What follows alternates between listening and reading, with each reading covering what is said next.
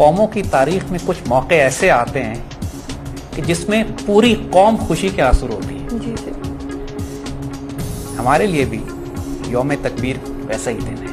98 में अल्लाह ताला ने पाकिस्तान के जरिए जो इस उम्मत को इज्जत दी, यकीन कीजिए after many many decades, many centuries, मुसलमान उम्मत की आंखों में खुशी के आंसू आए। I get emotional.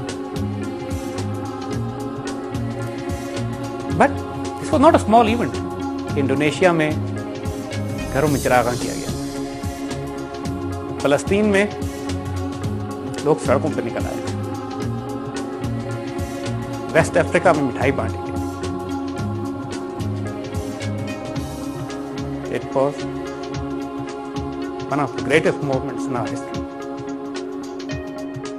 मुस्लिम दुनिया ने हमारे एक्सप्लोजन्स को ऑन किया, ये हमारे हैं। हमारी पाकिस्तानी कौम माशाअल्लाह, उसकी तो खुशी का कोई ठिकाना ही नहीं था। ये सिर्फ एक न्यूक्लियर वेपन नहीं था जो हमने बनाया, ये एक तारीख रकम हुई है। कई सौ साल के बाद उम्मत मुस्लिमा अपनी गैरत और इज्जत की हिफाजत करने के काबिल हुई है। हम अपनी खुदी, अपनी सेल्फ रिस्पेक्ट के काबिल हुए। आंखों में आंखें डाल के हम दुश्मन से बात कर सकते हैं।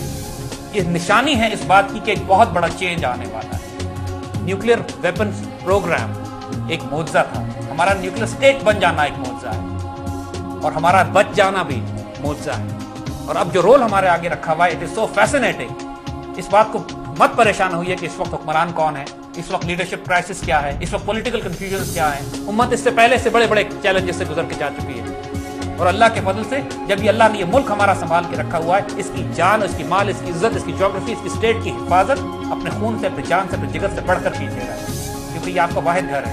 जो इस घर की इज्जत और आबरू करेगा, इस पाकिस्तान की इज्जत और आबरू करेगा, उसको अल्लाह की तरफ से इज्जत और आबरू नसीब होगी। जो इसको नुकसान पहुंचाएगा वो अल्लाह की तरफ से लानती तस्वर किया जाएगा। सिर्फ इसलिए ज्यादतियां हुई हैं, इख्तलाफात हैं, प्रॉब्लम्स हैं, हुकूक नहीं दिए गए, लेकिन बाय गॉड ये हुकूक मांगने का नहीं, अपने फराइज अदा करने का वक्त